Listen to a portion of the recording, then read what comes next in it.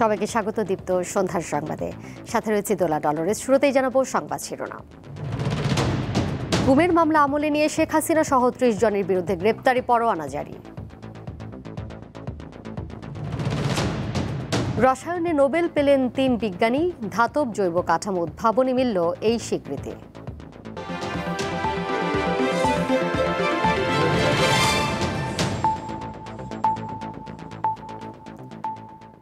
আওয়ামী লীগের শাসনামলে গুমের ঘটনায় ২টি মামলায় শেখ হাসিনা সহ ৩০ জনের বিরুদ্ধে বুধবার অভিযোগ আমলে নিয়েছেন আন্তর্জাতিক অপরাধ ট্রাইব্যুনাল ১-এর বিচারক। সেই সঙ্গে তাদের বিরুদ্ধে গ্রেপ্তারি পরোয়ানা জারি করা হয়। শেখ হাসিনার নির্দেশেই বিরোধী মতের লোকদের গুম করা হতো বলে উঠে এসেছে তদন্ত রিপোর্টেও। বিরোধী মতকে দমন ও নিজের শাসনকে পাকাপোক্ত করতে সাবেক প্রধানমন্ত্রী শেখ হাসিনার প্রধান হাতিয়ার ছিল গুম। ২০০৯ সালের পর থেকে শুরু হয় এই অপকর্ম। ৫ আগস্ট পতনের পর শেখ হাসিনা ভারতে পালিয়ে গেলে একের পর এক উদ্ঘাটন হতে থাকে গুমের ঘটনা। অন্তর্বর্তী সরকার ক্ষমতায় আসার পর তদন্তে উঠে আসে গুমের রোমহর্ষক নানা ঘটনা। মুখ খুলতে থাকেন গুমের পর ভাগ্যগুণে ফেরত আসা ব্যক্তি ও এখনো নিখোঁজদের স্বজনরা। সুনির্দিষ্ট অভিযোগের পরিপ্রেক্ষিতে বেশ কয়েকটি গুমের ঘটনার তদন্ত শুরু করে আন্তর্জাতিক অপরাধ ট্রাইব্যুনাল। বুধবার সকালে চিফ প্রসিকিউটর তাজুল ইসলাম আন্তর্জাতিক অপরাধ ট্রাইব্যুনাল ১-এর রেজিস্ট্রারের কাছে গুমের ২টি অভিযোগ দাখিল করেন। এর মধ্যে একটিতে আওয়ামী লীগের আমলে টিএফআই সেলে গুম করে নির্যাতনের ঘটনায় শেখ হাসিনা ও তারিক আহমেদ সিদ্দিকী সহ ১৭ জনকে এবং অপরটিতে জেআইসি সেলে আটক গুম ও নির্যাতনের ঘটনায় শেখ হাসিনা ও তারিক আহমেদ সিদ্দিকী সহ ১৩ জনকে আসামি করা হয়। পরে ট্রাইব্যুনাল তাদের বিরুদ্ধে গ্রেপ্তারি পরোয়ানা জারি করে।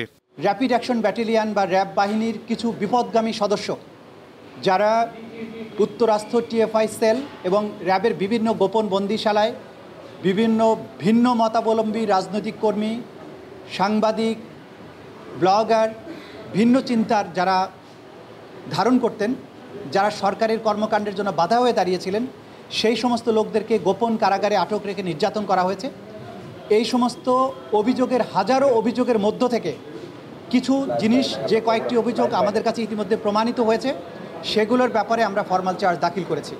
এদিন সকালে ট্রাইব্যুনালে আসেন গুমের শিকার ব্যক্তিরা, দাবি করেন ন্যায় বিচারের। অনেকেই পালিয়ে গেছে, অনেকেই এখনো দেশে আছে। যারা দেশে আছে আশা করছি তাদেরকে শিগগিরই আটক করা হবে, এবং যারা পালিয়ে গেছে তাদের জন্য আমাদের একটা বার্তা আছে। দুনিয়া অত বড় না, আপনারা যেখানেই লুকিয়ে আছেন আপনাদেরকে খুঁজে বের করা হবে। আমি কোনো অবিচার চাই না, আমি তাদের উপরে কোনো জুলুম হোক সেটা চাই না, কিন্তু সুবিচার হোক, ন্যায় বিচার হোক সেটা চাই। আমি এই জন্য এখানে আজকে মামলা দায়ের করেছি। আমি প্রত্যাশায় রইলাম, আকাশায় রইলাম। এই বাংলার মাটিতে আমাদের সাথে যে জুলুম করা হয়েছে, আর কোনোদিন কোনো নাগরিককে যেন এই জুলুমের শিকার করতে না হয়, সেই নিশ্চিতকরণ আমরা দেখব ইনশাআল্লাহ। আমি বিশ্বাস করি যে একটা ন্যায় বিচার প্রতিষ্ঠা হবে, এবং যারা প্রকৃত অর্থে যারা অপরাধী, যারা এই গুমের সাথে যারা জড়িত ছিল, তাদের শাস্তি হবে। এছাড়া গত বছর জুলাই অভ্যুত্থানে রাজধানীর রামপুরায় গুলি করে ২৮ জনকে হত্যার অভিযোগে বিজিবির সাবেক কর্মকর্তা রেদওয়ানুল সহ ৪ জনের বিরুদ্ধে ট্রাইব্যুনাল ১-এ অভিযোগ দাখিল করে প্রসিকিউশন। শুনানির পর অভিযোগ আমলে নিয়ে সকলের বিরুদ্ধে গ্রেপ্তারি পরোয়ানা জারি করা হয়। মাহিদুর রহমান, দীপ্ত সংবাদ, ঢাকা। ১২ অক্টোবর ইটালি যাচ্ছেন প্রধান উপদেষ্টা ডক্টর মোহাম্মদ ইউনূস। রোমে ওয়ার্ল্ড ফুড প্রোগ্রামে যোগ দেবেন তিনি। পাশাপাশি উচ্চ পর্যায়ে অনেকের সঙ্গে বৈঠকও করবেন।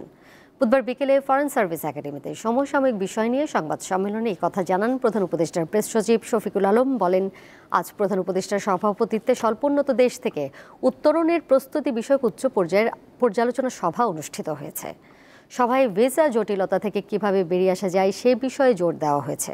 এ বিষয়ে পররাষ্ট্র মন্ত্রণালয় কাজ করছে। শফিকুল আলম বলেন, উত্তরণের জন্য প্রতিটি সেক্টর ধরে ধরে বৈঠকে আলোচনা হয়েছে। এ বিষয়ে বাংলাদেশের প্রস্তুতি পর্যালোচনার জন্য জাতিসংঘের সংশ্লিষ্ট অফিসের সহযোগিতা চেয়েছে বাংলাদেশ। ইউএনের যে ওদের যে একটা অফিস আছে এই বিষয়ে, তাদেরকে আমরা একটা রেডিনেস অ্যাসেসমেন্ট করার কথা বলেছি। তারা একটা ইন্ডিপেন্ডেন্টলি বাংলাদেশ কতটুকু রেডি এলডিসি গ্র্যাজুয়েশনের জন্য সেটা নিয়ে তারা কাজ করবে। এই কাজটা আমরা আশা করছি এই মাসেই এটা শুরু হবে এবং এটা শেষ হবে জানুয়ারির 15 তারিখের মধ্যে। জুলাই সনদের বাস্তবায়ন প্রক্রিয়া চূড়ান্ত করতে আজই নিষ্পত্তিতে আসার আশা প্রকাশ করেছে জাতীয় ঐক্যমত্য কমিশন। রাজধানীর ফরেন সার্ভিস একাডেমিতে রাজনৈতিক দলগুলোর সঙ্গে পঞ্চম দিনের আলোচনার শুরুতে এই আশাবাদ ব্যক্ত করেন জাতীয় ঐক্যমত্য কমিশনের সহ সভাপতি অধ্যাপক আলী রিয়াজ। তিনি জানান, দলগুলোর পক্ষ থেকে সুনির্দিষ্ট একটি প্রস্তাবনা এলে সেটি সরকারকে জানানো হবে। তিনি দ্রুত একটি সুনির্দিষ্ট প্রস্তাবনা সরকারের কাছে হস্তান্তরের জন্য রাজনৈতিক দলগুলোর প্রতি আহ্বান জানান। আমাদের এই প্রচেষ্টায় অনেক দূর অগ্রগতি হয়েছে এই অর্থে যে গণভোটের ক্ষেত্রে আমরা সকলেই একমতের জায়গায় আসতে পেরেছি। এর কিছু কিছু দিক আছে যেগুলো আমরা আজকে আলোচনা করে নিষ্পত্তি করতে পারলে আমরা মনে করি যে আজকের মধ্যে এই আলোচনার একটা সমাপ্তি টানা যাবে। চলমান রাজনৈতিক পরিস্থিতি, আগামী জাতীয় নির্বাচন, মানবাধিকারের সার্বিক অবস্থা এবং গণতন্ত্র পুনরুদ্ধারের ইস্যু নিয়ে আলোচনা করতে বিএনপি মহাসচিব মির্জা ফখরুল ইসলাম আলমগীরের সঙ্গে বৈঠক করেছেন ঢাকায় নিযুক্ত ইউরোপীয় ইউনিয়নের রাষ্ট্রদূত মাইকেল মিলার। বেলা 11টার দিকে রাজধানীর গুলশানে বিএনপি চেয়ারপারসনের কার্যালয়ে এই বৈঠক হয়। পার্লামেন্টকে তারা আরো শক্তিশালী করতে চায়। অবশ্যই শক্তিশালী গণতন্ত্র কাজ করবে যদি একটা শক্তিশালী পার্লামেন্ট থাকে। সেই জন্য তারা পার্লামেন্টকে শক্তিশালী করার জন্য, পার্লামেন্টের কার্যক্রমকে আরও বেশি অধিকতর কার্যকর করার জন্য যে কাজগুলো তারা সেখানে সহযোগিতা করতে চায়। দেখতে এসেছিলেন সড়কের অবস্থা, কিন্তু পড়ে গেলেন যানজটে। আজ সড়কে যানজটে আটকা পড়েন পরিবহন ও সেতু মন্ত্রণালয়ের উপদেষ্টা ফাউজুল কবির খান। সকালে তিনি ঢাকা সিলেট মহাসড়কের ব্রাহ্মণবাড়ি অংশ পরিদর্শনে গিয়ে দীর্ঘ যানজটে আটকা পড়েন। পরে বাধ্য হয়ে মোটরসাইকেলে চড়ে বিশ্বরোড মোড়ে পৌঁছান। বেলা 11:15টায় আশুগঞ্জ থেকে রওনা হন উপদেষ্টা। বেলা 1টার সময়েও বিশ্বরোড মোড়ে পৌঁছাতে পারেননি। শেষ পর্যন্ত বাহাদুরপুর থেকে মোটরসাইকেলে উঠতে বাধ্য হন। তার গাড়িবহর তখনও আটকা ছিল আশুগঞ্জ এলাকাতেই। আমার কাছে মনে হয়েছে যে এটা কোনোভাবে অসুবিধা হতো না যদি ট্রাফিকের একটা শৃঙ্খলা থাকতো। আমার হয়তো আধা ঘন্টার সময় বেশি লাগতো। এখানে 12 জন এডিশনাল চিফ ইঞ্জিনিয়ার থেকে শুরু করে সুপারিনটেন্ডেন্ট ইঞ্জিনিয়ারকে তাদেরকে বলেছি এইটাই তোমাদের ক্যাম্প অফিস। ঢাকায় ওই যে রোডস অ্যান্ড হাইওয়েজের অফিসে যাওয়া লাগবে না, এখানে থেকে এই সমস্যাটা সমাধান করতে হবে। একটা জিনিস হচ্ছে যেটা বললাম যে অতীতকে নিয়ে তো আমরা ইয়ে করতে পারবো না, বুঝছেন না, কিন্তু আমরা যাতে সামনে যাতে মানুষের কষ্ট না হয় এটার জন্য আমরা চেষ্টা করব। আগামী 12 অক্টোবর থেকে দেশব্যাপী শুরু হচ্ছে টাইফয়েড টিকাদান কর্মসূচি। চলবে 30 অক্টোবর পর্যন্ত। শুক্র ও শনিবার ছাড়া শিক্ষা প্রতিষ্ঠানগুলোতে মোট 10 দিন দেওয়া হবে এই টিকা। বুধবার ঢাকা উত্তর সিটি কর্পোরেশনে টাইফয়েড টিকাদান ক্যাম্পেইন উপলক্ষে সংবাদ সম্মেলনে এসব কথা জানান প্রধান স্বাস্থ্য কর্মকর্তা ব্রিগেডিয়ার জেনারেল ইমরুল কায়েস চৌধুরী। জানান, বিশ্ব স্বাস্থ্য সংস্থার অনুমোদিত এই টিকা এরই মধ্যে 7টি দেশে দেওয়া হয়েছে। পার্শ্ব প্রতিক্রিয়াহীন এই টিকার কার্যকারিতা 5 থেকে 7 বছর। 9 মাস থেকে 15 বছর বয়সী এবং প্লে গ্রুপ থেকে 9ম শ্রেণী পর্যন্ত শিক্ষার্থীদের টাইফয়েডের টিকা দেওয়া হবে।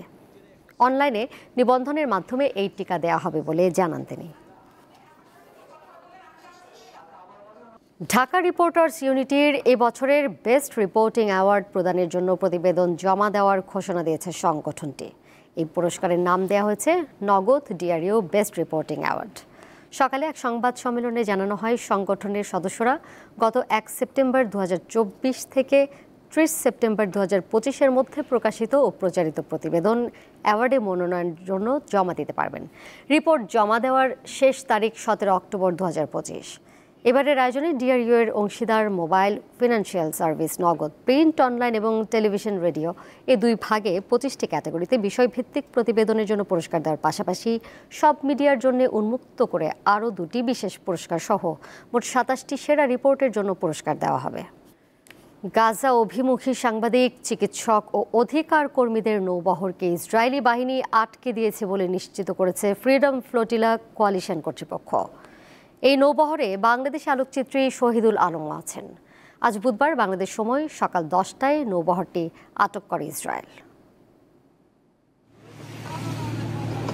গাজায় ইসরায়েলের অবৈধ নৌ অবরোধ ভাঙতে প্রায় 2 সপ্তাহ আগে 9টি নৌযানের বহর নিয়ে গাজা অভিমুখে রওনা হয় আন্তর্জাতিক উদ্যোগ ফ্রিডম ফ্লোটিলা কোয়ালিশনস ও 1000 ম্যাডলিনস টু গাজা নামক সংগঠন। প্রায় 100 জন আন্তর্জাতিক সাংবাদিক ও চিকিৎসা কর্মীবাহী এই নৌবহরের কনসিয়ান্স নামক নৌযানে ছিলেন বাংলাদেশি আলোকচিত্রী শহীদুল আলম। এক পর্যায়ে নৌবহরটিতে আক্রমণ চালিয়ে শহীদুল আলম সহ সবাইকে আটক করে ইসরায়েলি বাহিনী। বাংলাদেশ সময় বুধবার সকাল 10:15টার দিকে ফেসবুক থেকে এক ভিডিও বার্তায় শহীদুল আলম নিজেই বিষয়টি নিশ্চিত করেন। যদি আপনি এই ভিডিওটি দেখছেন তাহলে বুঝবেন আমরা সমুদ্রে আটকা পড়েছি। আমাকে অপহরণ করেছে ইসরায়েলের দখলদার বাহিনী, যারা কিনা গাজায় গণহত্যা চালাচ্ছে আমেরিকা এবং অন্যান্য পশ্চিমা শক্তির সক্রিয় সহযোগিতা ও সহায়তায়। আমি আমার সব সহযোদ্ধা ও বন্ধুদের আহ্বান জানাচ্ছি, ফিলিস্তিনের স্বাধীনতার জন্য লড়াই চালিয়ে যান। পরবর্তীতে সামাজিক যোগাযোগ মাধ্যম এক্সে ফ্রিডম ফ্লোটিলার নৌবহরে অভিযান ও আটকের কথা নিশ্চিত করে ইসরায়েলের পররাষ্ট্র মন্ত্রণালয়। নৌযানগুলো ও যাত্রীদের একটি ইসরায়েলি বন্দরে স্থানান্তর করা হয়েছে উল্লেখ করে মন্ত্রণালয় জানায়, আটক যাত্রীদের খুব দ্রুত ফেরত পাঠানো হবে। এর আগে সুমুদ ফ্লোটিলা নৌবহর থেকে সুইডেনের পরিবেশ আন্দোলন কর্মী ও অধিকার কর্মী গ্রেটা থুনবার্গ সহ আরও অনেককে আটক করেছিল ইসরায়েল। পরে তাদের নিজ দেশে ফেরত পাঠানো হয়। আটক অবস্থায় ইসরায়েলের কারাগারে নির্যাতনের শিকার হওয়ার অভিযোগ জানিয়েছে গ্রেটা। তবে আটক ব্যক্তিদের সঙ্গে কোনো ধরনের অসদাচরণ করা হয়নি বলে একাধিকবার দাবি করেছে ইসরায়েল। অন্যদিকে মার্কিন প্রেসিডেন্ট ট্রাম্পের 20 দফা শান্তি প্রস্তাব নিয়ে মিশরের চলমান আলোচনায় বেশ কিছু শর্ত দিয়েছে ফিলিস্তিনের স্বাধীনতাকামী গোষ্ঠী হামাস। উপত্যকায় স্থায়ী যুদ্ধবিরতি কার্যকর, ইসরায়েলি সেনা সম্পূর্ণ প্রত্যাহার ও গাজা পুনর্গঠন সহ আরও কিছু শর্ত জানিয়েছে গোষ্ঠীটি। শান্তি আলোচনার মধ্যেও গাজায় স্থল অভিযান ও বিমান হামলা অব্যাহত রেখেছে ইসরায়েলি বাহিনী। উপত্যকাটিতে 2 বছরের ইসরায়েলি আগ্রাসনে প্রাণহানির সংখ্যা বেড়ে দাঁড়িয়েছে কমপক্ষে ৬৭,১৭৩ জনে। ইশরাত সুমা, দীপ্ত বার্তা কক্ষ। রসায়নে বিশেষ অবদানের জন্য এবছর নোবেল জিতেছেন 3 জন। মেটাল অর্গানিক ফ্রেমওয়ার্কস নামক নতুন ধরনের ধাতব জৈব আণবিক কাঠামো উদ্ভাবনের জন্য তাদের এই সম্মাননা দেওয়া হয়েছে। রসায়নে নোবেল পুরস্কার পাওয়া 3 জন হলেন জাপানের কিয়োটো বিশ্ববিদ্যালয়ের সুসুমো কিতাগাওয়া, অস্ট্রেলিয়ার মেলবোর্ন বিশ্ববিদ্যালয়ের রিচার্ড রবসন এবং যুক্তরাষ্ট্রের ক্যালিফোর্নিয়া বিশ্ববিদ্যালয়ের বার্কলির ওমর এম ইয়াঘে। ধাতব জৈব কাঠামো আবিষ্কারের জন্য তাদের এই পুরস্কার দেওয়া হয়। এই আণবিক কাঠামো এত বড় যে এর মধ্য দিয়ে গ্যাস ও তরল প্রবাহিত হতে পারে। গবেষকরা এই যুগান্তকারী উদ্ভাবনকে কাজে লাগিয়ে বিভিন্ন গুরুত্বপূর্ণ সমস্যার সমাধান করেছেন। এর মাধ্যমে মরুভূমির বাতাস থেকে পানি সংগ্রহ, পানি থেকে দূষণকারী পদার্থ নিষ্কাশন, কার্বন ডাই অক্সাইড আবদ্ধকরণ এবং হাইড্রোজেন সঞ্চয় করার মতো কাজ সম্ভব হয়েছে। নোবেলজয়ী বিজ্ঞানীরা পাবেন একটি করে মেডেল, একটি সনদপত্র এবং মোট 11 মিলিয়ন বা 1,10,00,000 সুইডিশ ক্রোনা। বাংলাদেশ ফুটবল ফেডারেশনের সভাপতি তাবিত আওয়াল ফিফার কমিটিতে জায়গা করে নিয়েছেন। ফিফার ফুটবল টেকনোলজি, ইনোভেশন ও ডিজিটাল ট্রান্সফরমেশন কমিটির সদস্য হিসেবে মনোনীত হয়েছেন তিনি। এছাড়া বাফুফে নারী উইংয়ের প্রধান মাহফুজা আক্তার কিরণকে ফিফার ইয়ুথ গার্লস কম্পিটিশন কমিটির সদস্য করা হয়েছে। ওই কমিটির মেয়াদ থাকবে 2029 সাল পর্যন্ত। এর সাথে শেষ করব দীপ্ত সন্ধ্যার সংবাদ। যাবার আগে শিরোনামগুলো জানিয়ে দেব আরও একবার। গুমের মামলা আমলে নিয়ে শেখ হাসিনা সহ 30 জনের বিরুদ্ধে গ্রেপ্তারি পরোয়ানা জারি। রসায়নে নোবেল পেলেন 3 বিজ্ঞানী, ধাতব জৈব কাঠামো উদ্ভাবনে মিলল এই স্বীকৃতি। প্রথম ওয়ানডেতে আফগানিস্তানের বিপক্ষে ব্যাট করছে বাংলাদেশ, সাইফ হাসানের অভিষেক।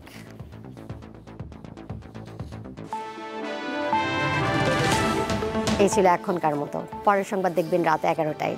এছাড়াও আরও তথ্য এবং বিনোদনের নানা খবর জানতে যুক্ত থাকুন দীপ্ত ডিজিটাল প্ল্যাটফর্মে। ধন্যবাদ সবাইকে এতক্ষণ সাথে থাকার জন্য।